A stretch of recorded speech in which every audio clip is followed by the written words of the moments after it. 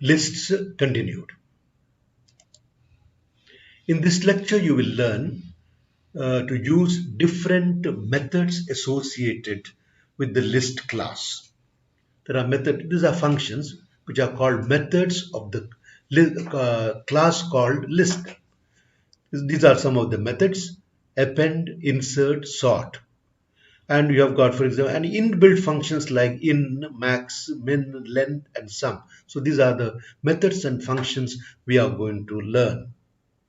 Let us take the methods of the list data type or the class. For example, let us say x is equal to list. I am creating an empty list. I want to find out the type of this list, this x, and immediately say it gives you list is a class type, and I want to see the methods directory X. So when I say directory X, it will give me the methods associated or the functions associated with the list class. As you see, append, clear, copy, count, extend, index, etc. So we are going to learn some of the methods. You can learn the other one easily. So let us see. We'll take one by one. So let us say adding new element to a list. And to do this, we use the method called append. Let us see how it is done. As you see, I am creating an empty list. So it gives you an empty list. I want to add one element to that. So I say x dot append Denzel. So all the methods are called by putting a dot in front of the corresponding method. So x dot append. That means append this string to x, and as you see now, as you see, there is Denzel is added to this empty list. Now again we say x append Sudhir. So what happens? Again we print. So Denzel and Sudhir are there. So it is added at the end of the list. So x append 25. As you see, what happens? So again, as you see, Denzel, Sudhir 25. So that is the difference between the list or the array in C. In C, it is only one data. If it is integer, I can only add integer. If it is a float, I can only add float. But here, see the in Python, we can add data of different types to the same list, and that is a great advantage, really. So again, append Harsh, and automatically Denzel, Sudhir, 25 and Harsh are added to this list. So this is the append method of the class called list. Let us now get into insert function to add a new item to a list and know the difference between append and list. As you say, append adds the new item at the end of the list, whereas insert function could be used to insert a given element at a particular location. So insert at a particular location and the other numbers are pushed backwards or forward. So for example, numbers, you have got the list of numbers. So print numbers, automatically prints the numbers. Then I say I want to enter a number to append to the list. So I enter 60. So nums at append number, print nums, immediately it prints the list with the 60 added at the end of the list. Now let us see. Now to insert a number at third location, so you enter this. Now you enter that number. For example, I have entered 25 to be inserted at the third location. So I am saying nums insert 3 number. That means insert number at the third location.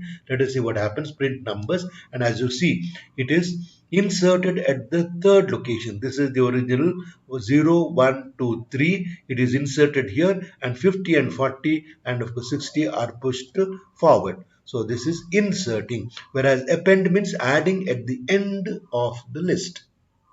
With that we get into one more. This is function. In method is used to find out whether any given item is present in the list. So it returns true if the item is present, otherwise it will return false. For example, I have a list here. So then I say 25 in X, or is it 25 present in X? Yes, true. I ask next question, Sudhir in X, true. Harsh in X, true. Then I say Harsh H small letter in X, no. As you say, this is in capital letter, this is false. So it is case sensitive, therefore. So this is how we use this in method to find out whether a given number or a string is present in the list. With that, we get into sorting data. How do we sort data in a given list? So to do that, we use this sort method. For example, we have X contains all these names are there. Then I say X dot sort. It is a method of class, list class. Therefore, X dot sort. It sorts this, and you want your print here. Denzel, Hirsch, they are in the ascending order, lexicographically ascending order. We'll take list of numbers and say y. It prints the numbers, and y dot sort, and again print. As you see, they are arranged in the ascending order. So sort method is used therefore to sort numbers in the ascending order or descending order. There are some built-in functions associated with lists. These are called max, min, length, and sum. Let us see the working of this. For example, you have a list here with numbers. So then I said max is equal to max number. See the difference between using a method and a function. Using a method, what we do is we say numbers dot sort, numbers dot append. Here I am saying max, and I give numbers as the argument for this function. Argument parameter is given. So argument. So now let us say max. So it gives me 60 because it finds the maximum number and puts it in max. So max is a function, whereas the other ones are methods of that class called list. Let us say min of numbers.